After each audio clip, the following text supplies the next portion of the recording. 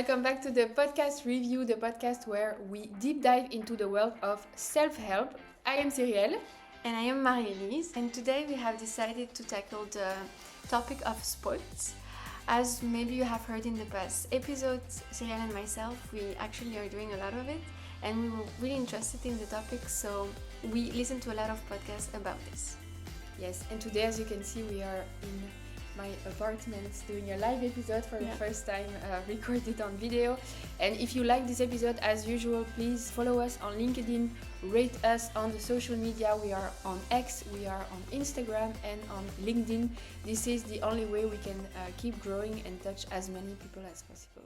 As always, before we dive in, we would like to tell you that, of course, we're not psychologists, we're not coaches. We're just two friends really enjoying listening to plenty of podcasts about different topics, and we're just exchanging our point of view and our experiences with you.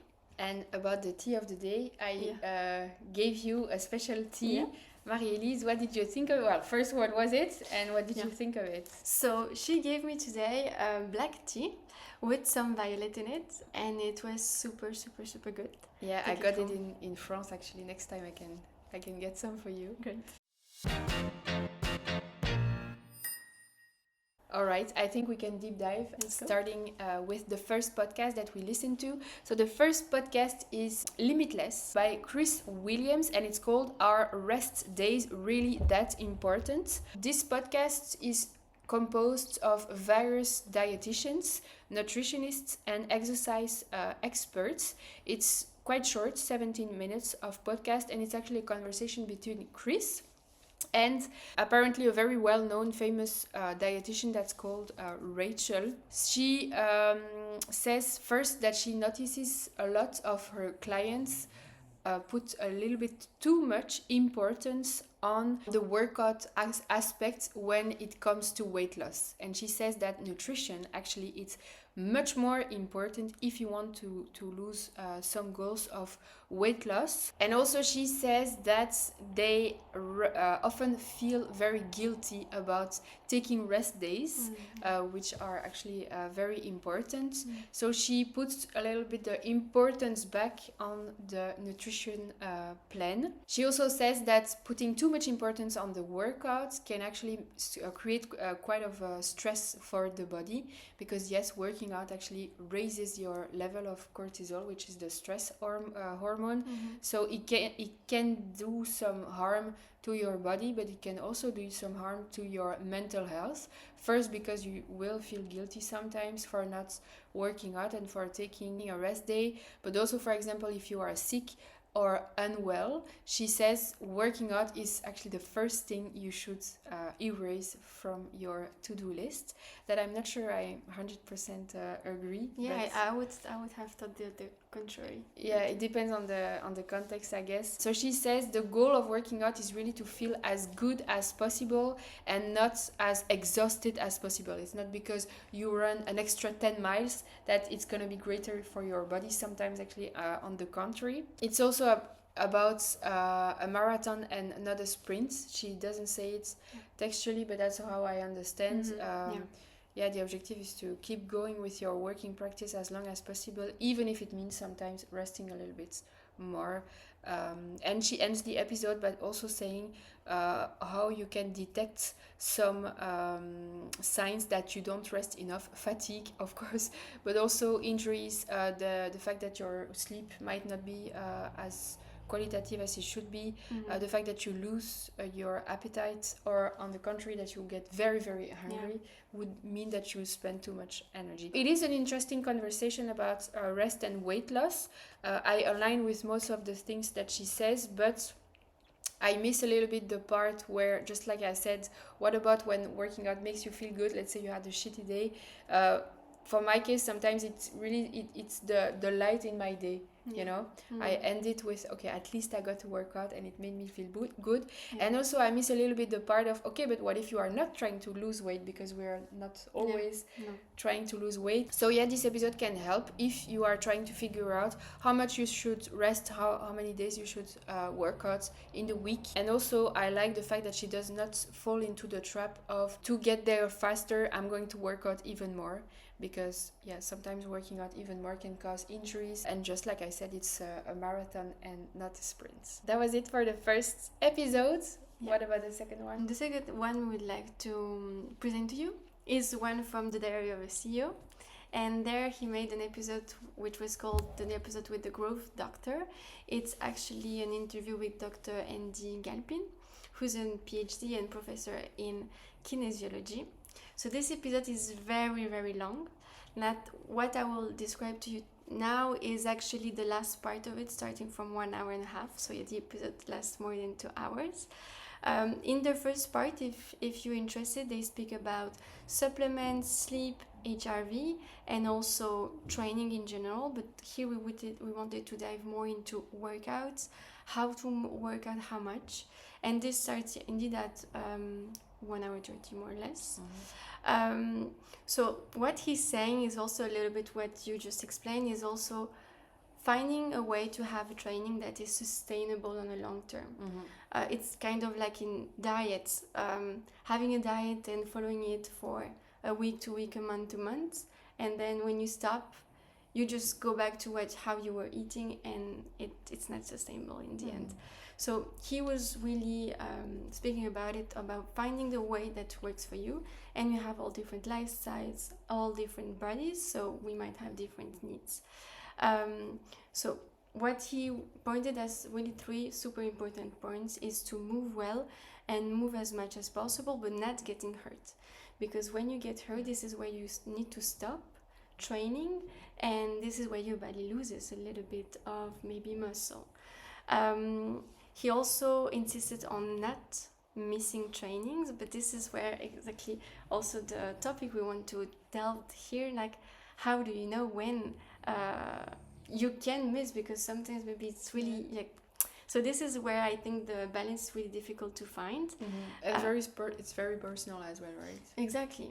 Like I try to keep my days, but then sometimes something pops up and I cannot. So obviously it's not missing on a week, but maybe if one day, but we can dive deeper into it later on. And he also mentioned speed and power, how much it's important and how much it's important for us to grow our muscles, because more we get old, better if we have strong muscles, because if we fall, it won't hurt us as much. And what's happening very often is that if an older person falls or has an injury, it's very difficult for them to resolve this issue even after operations, if their body is too delicate, not strong enough from a muscles perspective. So it was very interesting to listen also to that part about growing older, and why training now is actually very useful for you, but in maybe 20-30 years, depending of course on your age. Yeah, it's like an investment for the future, right? Yeah. So he's also saying that obviously you can grow your muscles when you are older, but sooner you start, better it is in the end. They spoke a lot about VO2 max, something actually I didn't even know what it was, but it's basically how much rate of oxygen you have in your blood. Yeah. And what's happening is that when we get older, I think 50, 60 more or less, we lose half of it. So this is why it's always important to move as much as possible, because we know we will lose it. But so if we already have a super high rate, half that we lose, but we will already have a lot. That's why it's super important to move and train as much as possible. Then there was a question like, what type of training should you have? Should it be like high intensity, low duration, or the contrary, low intensity, high duration? And what he's saying is that the most important thing is to have your heart rate up. Making exercise that makes your heart rate going up and down, up, higher, so that you train also your heart to be able to deal with difficult and different types of situations. They also tackle a little bit how to lose weight. And often when we actually listen to episodes about sports, weight is very often mentioned, and what he insisted on is not really like losing fat, but just growing your muscles, and how by ensuring that your muscle grow, this is how in the end you can actually maybe also lose fat, but just maybe trying to think about it from a different perspective, and also maybe eating more proteins, can help you have a stronger body, and then in consequence losing fat. He also mentioned obviously that our DNA has impact on what type of exercise we can do at what time of the day, what intensity. So it's not possible to give to everyone types of exercise that everybody should do the same at the same hour. To come back on this one, I think it was still one of the more traditional kind of speech, because I heard two men talking about working out, and I heard the fact that they spent many hours obviously at the gym, but also based on studies from his side, because he was working with plenty of athletes and etc., so he has really a good experience. And moving on to the third episode, which was another type of speech, right? It's Mel Robbins. Her episode is called The Science of Strength Training, and she's interviewing Gabrielle Lyon. She's a specialized doctor in nutritional science and geriatrics, so also tackling elderly or older people. In this episode, she's tackling muscle-centric workouts in a very different way, in a very refreshing way. She's first explaining why our muscle-centric workout is very, very important now, but especially as we age, just like they said in the previous episodes. And also that working out is not only for bodybuilders, that is important for everyone. Also for women going through menopause, for example. It's actually one of the first time I'm hearing so much about it. She's tackling how it's good for our bones as well, as she calls it, our skeleton muscles. She's used that word so many times in the episode. So she insists on the consequences of an unhealthy skeleton and how we can make it healthier. She says also how the fitness industry is hijacked by social media and by the traditional way of seeing working out. So she's really pushing women to take back the space in the gyms. Maybe you had that feeling sometimes as well when you went to the gym, that you don't feel comfortable. You're seeing big guys with big weights and you're like, oh my god, what am I doing there? I definitely had that feeling more than once. So she's really says we should take back our space as well, and we also belong there. She also tackles protein, how much grams we should have, but again, it's not one size fits all. She says which types of muscle training we should do. She tackles the cardio exercises as well. As I said, a lot about menopause and how our bodies are changing. This episode, I thought I'm going to send my notes to my mom. Yeah, she's also like active in the gym, and I think she could really benefit from it. And I wanted to call her like, have you gotten your proteins today? What I also really enjoy in Mel Robbins' podcast is that she asks the correct question, like, okay, you say all of it, but what in practice, what can I do? I hate going to the gym. Give me a solution, like. Or when she gets too scientific, what is this? I don't understand. She says we should not only do yoga and Pilates and stuff, which are great. I do a lot of yoga. I know, which are great, but still we also belong in the gym, and it's good for us. That's the most important one. One of the main messages also from the podcast is that we should make the switch from losing fat, focusing on losing fat, and going through gaining muscle, because in the end it's going to balance. She also says we should focus on our evolution. If you keep training and keep training and keep training, you're gonna find out results in the end. Of course, like, oh, I was only able a month ago to do push-ups on my knees, and now I can do a proper one. That's great, and that's really the focus we should take. So yeah, that was it for the episode. It's a really nice episode if you're looking for workout tips as a woman, I would say. For sure. If you are trying to get some nice habits to incorporate workouts in your day, how to do it, how much protein you should eat approximately, and also get the motivation to do it. Exactly. Because, like, how she explains, you're like, okay, I will start. I was just about to say that, like, to gain some confidence in the end. At the end, you're like, oh my god, I'm going to the gym. At least that's the effect it had on me. And so the next one is also from a podcast I've never heard of before. It's from the Warrior School. And the title was How to Know If You Should Work Out or Take a Rest. So this is really a topic we wanted to understand how to do it. And her perspective was really interesting. Actually, never listened to or even read about it before. So she spoke about trigger stacking, which actually comes from the animals behaviors word, but she used the word energy stacking. So what she's saying is that before starting a workout or before organizing your day, try to understand how much energy you can have to do the different activities you want to do. Because sometimes we might do too many things, or maybe we go to the workout at the end of the day, but we're so tired, or maybe we have been so stressed that actually it doesn't make us feel good. We push ourselves, so we are happy that we made it, but in the end we go back home, maybe we don't sleep well, etc. So she's speaking about this, how to really organize the day based your own energies, and maybe not doing like plenty of activities that takes a lot of energy during the same day. So it's not only working out, right? Yeah, exactly. So she mentions a lot of things. Also here she gives the example of acupuncture. So she said like if she goes to acupuncture, it's already a big stress on her body. So doing on the same day or just after a really like super intense workout, it's not a good idea.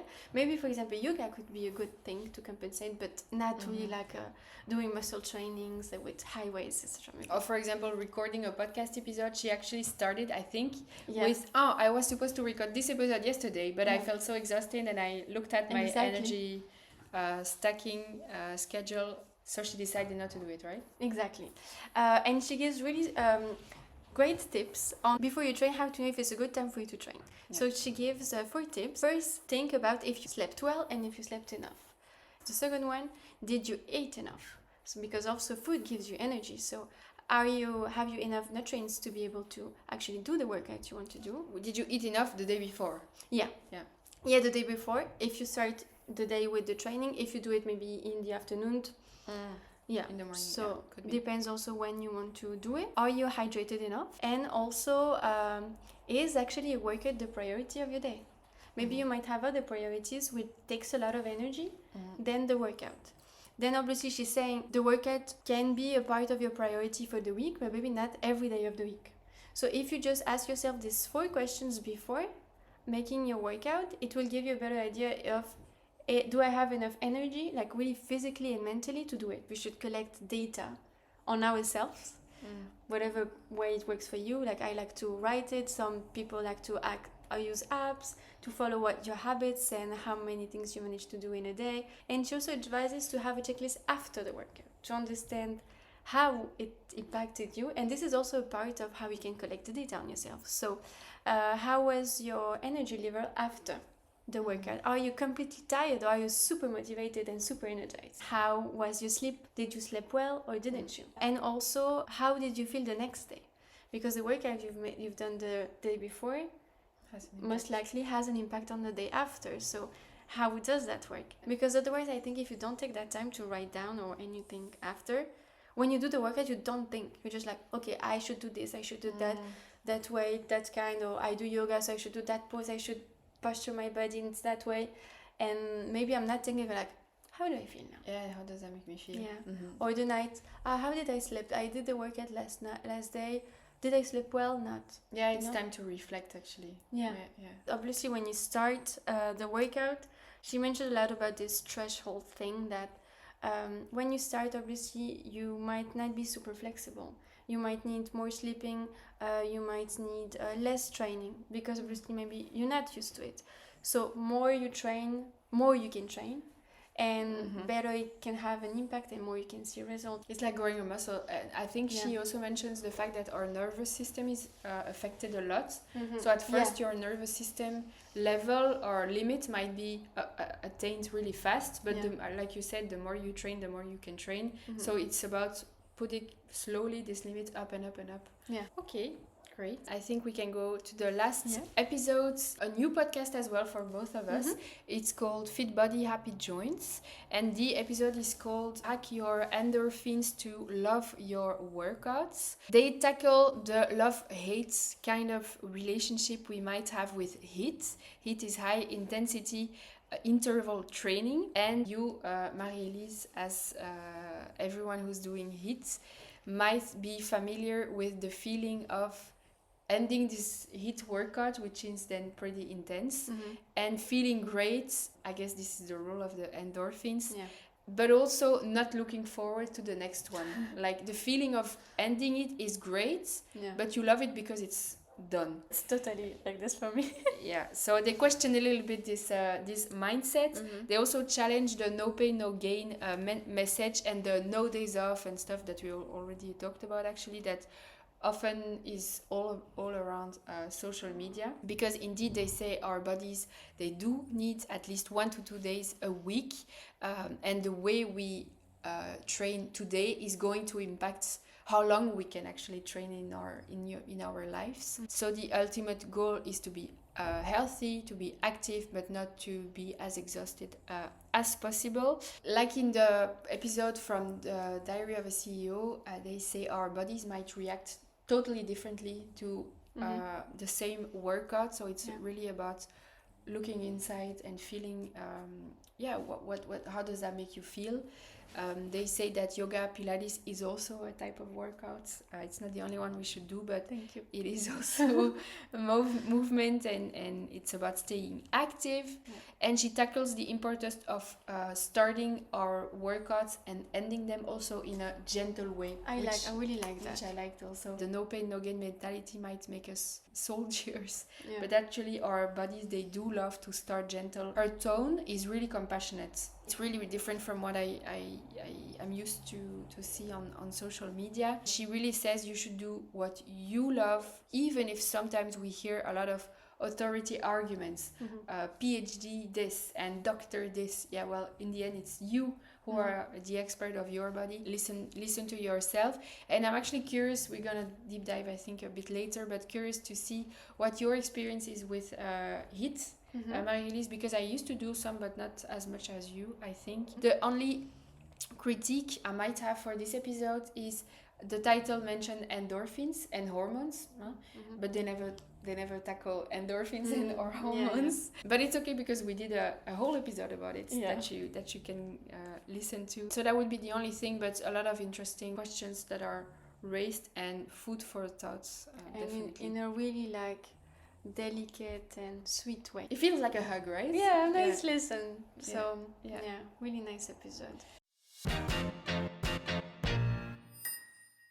About our experience now, I'm interested to hear, Marie-Elise, what are today your criteria to either take a day off and pushing it and say, I said I would work out, I'm going to work out, and let's go.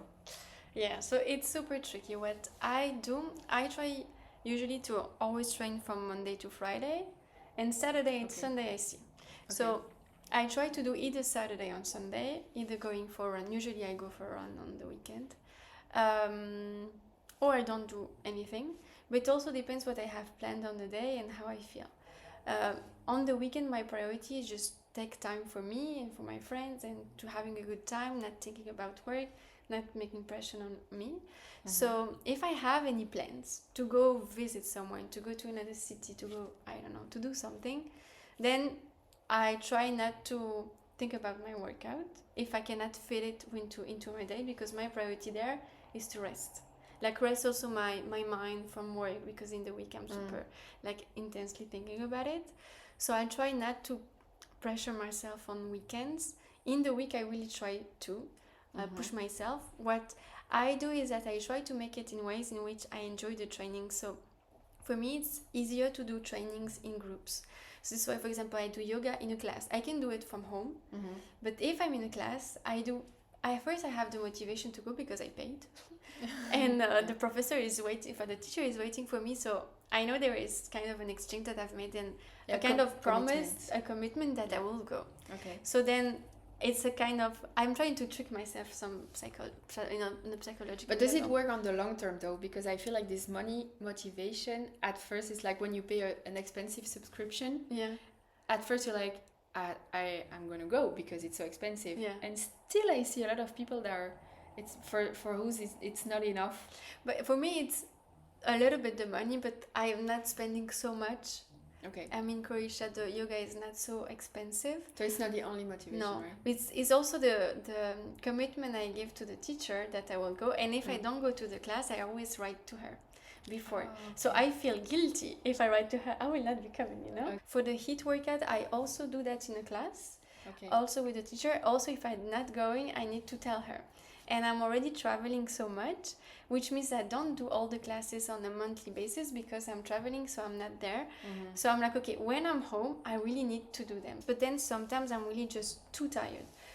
I might have days where I'm working so hard the entire day. I'm jumping from project to project, from calls, and at the end of the day, I'm just so exhausted that I'm like, you know what? This is actually a moment I need for me. Do you like schedule your week on Sunday night for the whole week to go? So the workouts I do classes, they're always on the same days and always on the same hours. Okay. So it's not flexible at all. So I cannot say, oh, actually I can go 1 hour before.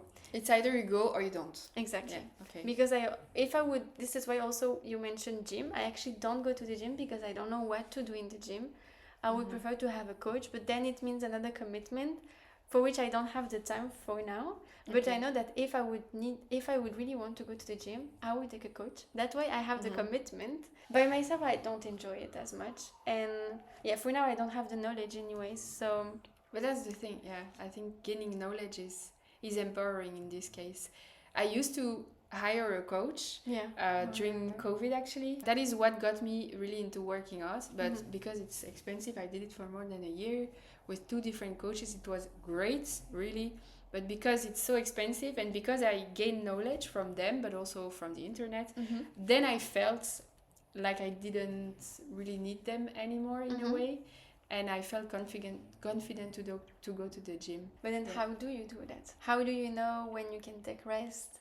Is it easier than for you to just change, for example, the hours a days because you don't have kind of a commitment? Yeah, that's the thing. I think it's different from me. I can swap my workouts and I will say, okay, Monday, I never miss a Monday. That would be the first rule for me because Monday is start of the week. Well, actually, it's a bad example today because we are Monday and I'm not doing it. But it's about energy stacking and I decided to put the priority on the podcast. And voilà. And also it's about priorities.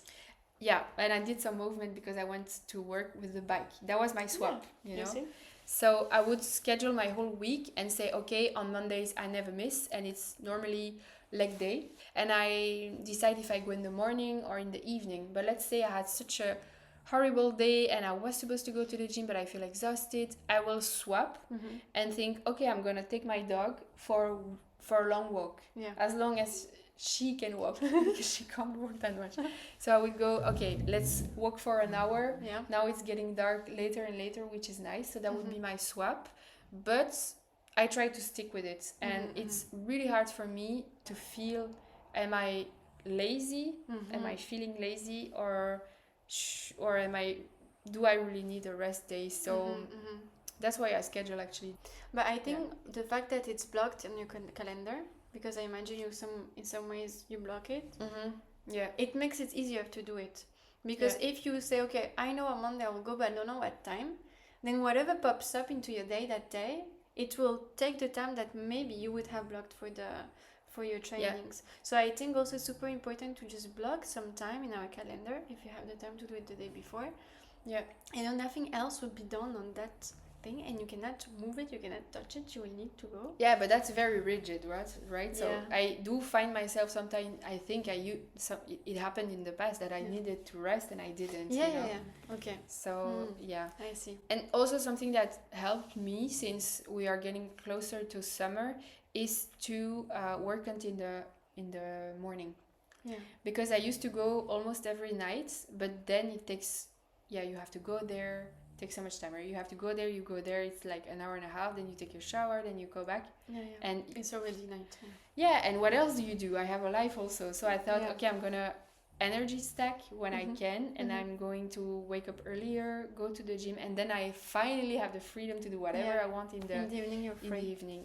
But I do it as well. Like I do some yoga classes in the morning, and I actually prefer, because in the evening I have then time off, let's say, but time for reading, I go out or anything, just staying at home but not doing anything. And have you noticed any different working out in the morning versus the evening? How do you feel? Do you feel any difference? No, I don't think I do. What is nice when I go to a class in the evening is that I might be super still with my head into work, but then I go to the class and then I finish the class, I'm like, I'm feeling so that's well. nice. And you know, it just breaks my day. And even if I was stressed or I had some pressure on myself, after the class, I'm like, okay, I'm feeling like light. That's so and good. so I enjoy doing them in the evening as well. But it's never so late. It's from 6 to 7, so it's fine.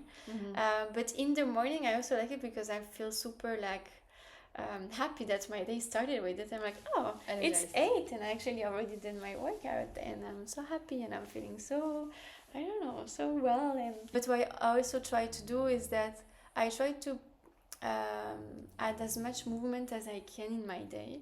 So either by walking as much as possible. Now I bought some inline skates so that, you know, when I have free time, I can go and skate. And, you know, so that I do also have some free time when I enjoy myself, but by doing movement. But this movement rule, do you also apply it in the weekends then? Because you said you rest.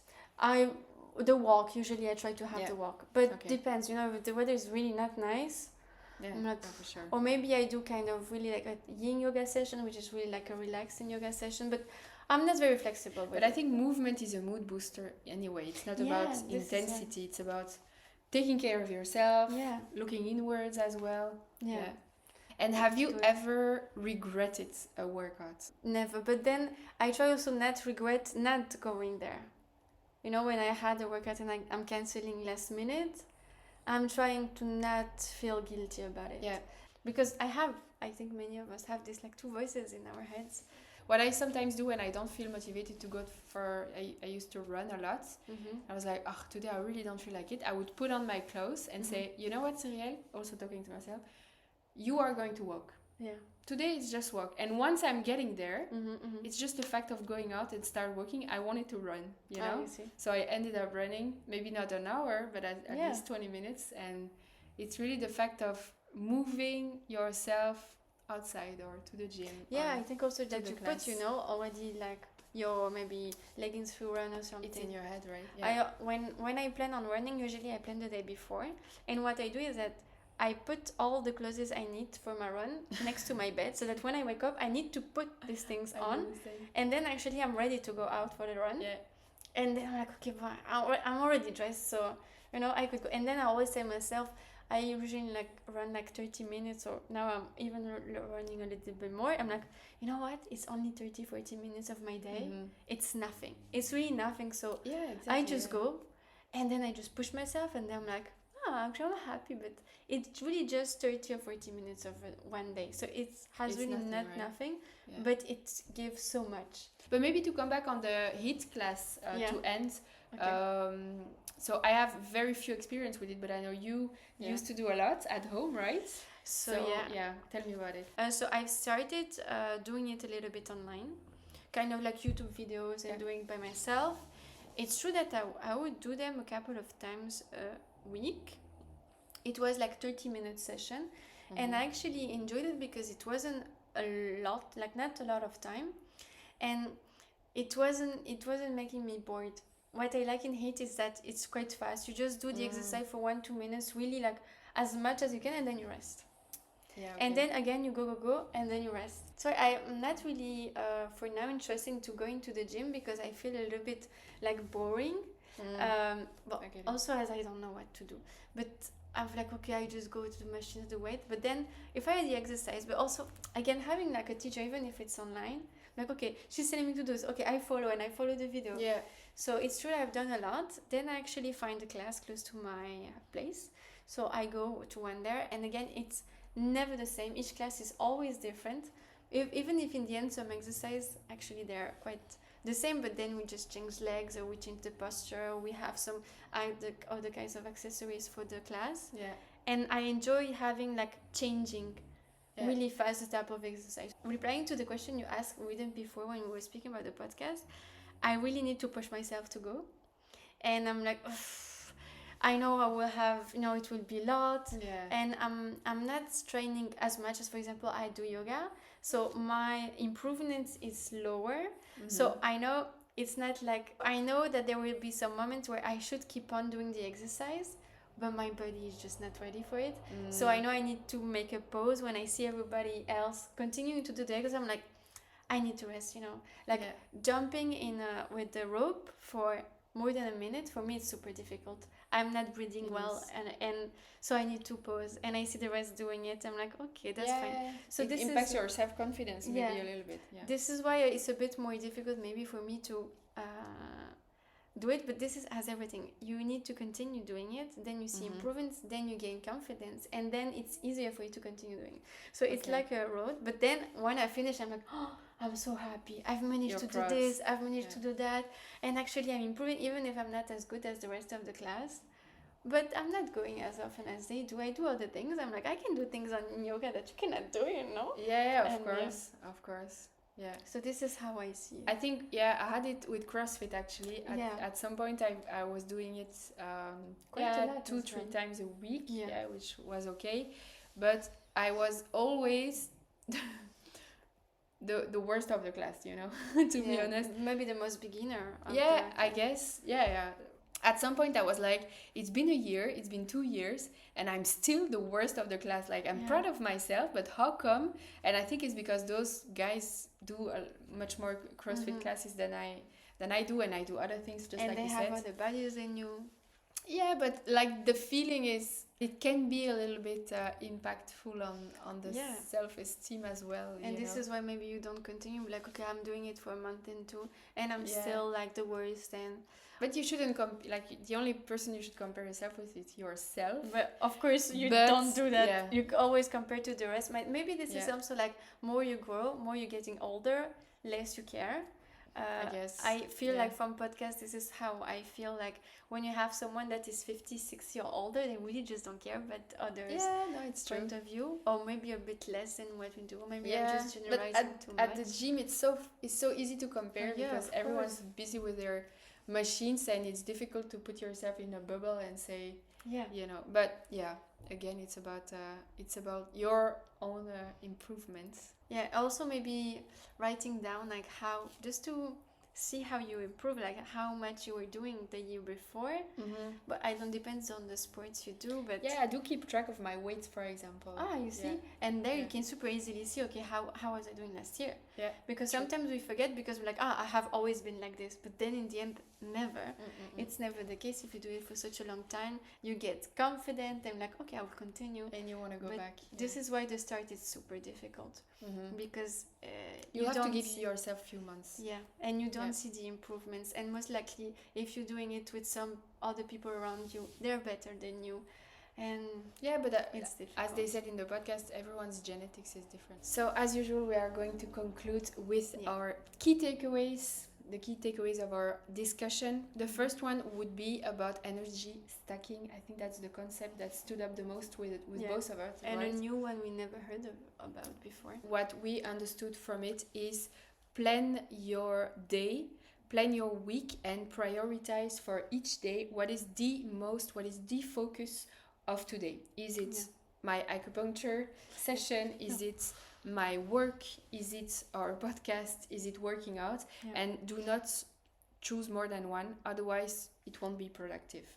What we both do is, on Sunday at least, we plan our week ahead, and we know exactly which classes or which body part we are going to train. The second one we wanted to mention is, of course, there's no one size fits all. This is why it's quite difficult, but we feel that it's really important just to get the understanding that we have different lifestyles, we have different bodies, we have different energy levels during the month as well. So it's also about being conscious of it, and maybe not giving us too much pressure, because we maybe don't work out as much as someone else, but we just do how much is possible within our week, let's say, and with the body we have. The last one would be to collect data. Super important. On ourselves, exactly. So keep track on, after your session, how do you feel? Keep track on your improvements. Once a year I wasn't able to do a proper push-up. Keep track of this to keep up with your improvements and gain self-confidence. Exactly. So if you have any other tips, we are all ears, because we're learning so much. I think on the day-to-day basis, right? And those podcasts really helps me at least to me too. gain more knowledge. So yeah, don't hesitate if you have anything to share with us, just to share with us on our social media, as we mentioned before, Instagram, LinkedIn, X. We really create this podcast to exchange with you, so we'll be super happy to have your opinion and maybe your tips on what we mentioned now. Now we would like to go to the next one, which is what's new this month. So what are the podcasts we listened recently and we really would like to share with you now? I listened to an episode from the Mindset Mentor, which we mentioned before. So it's Rob Dial, who talks about this time reprogramming your identity. That's how it's called. And I really liked, it's a short one as always with him. I really liked the fact that he tells us our identity is something that we build and we can choose which identity we want to build. It's not because your parents told you when you were a child that you were bad at math, I'm just saying something, that it's part of your identity. He compares our identity with a t-shirt, with a dirty one, and he says, take off your dirty t-shirt, leave it, and put on a new one that's going to be your new identity. So that's just one way of seeing it, but I really encourage everyone to listen to it. That's interesting. So yeah, that would be the highlight of the month. What about you? So I chose an episode which is really spiritual I would say. It's from the podcast from Emily Fletcher, which is called Why Isn't Everyone Doing This? And there it was an interview with Jenna Dewan. Actually, I didn't even know her name, but actually I think you know, she's the actress from Step Up. The first Step Up, she's the dancer in it. Okay. So she also speaks about how she actually started being an actress because she's a dancer. And here the episode was about connecting to source through meditation. So it's really kind of a deep episode on how her life evolved from being a dancer to an actress, and having in common the spirituality, the meditation, resourcing to yourself. So really, for me, really new ways of seeing life. Cool. Really interesting, but really from a really spiritual level. Okay, great. We'll listen to it, and we of course always put the links in the description, right? Yeah. So okay, interesting. Maybe on to the last section of our podcast.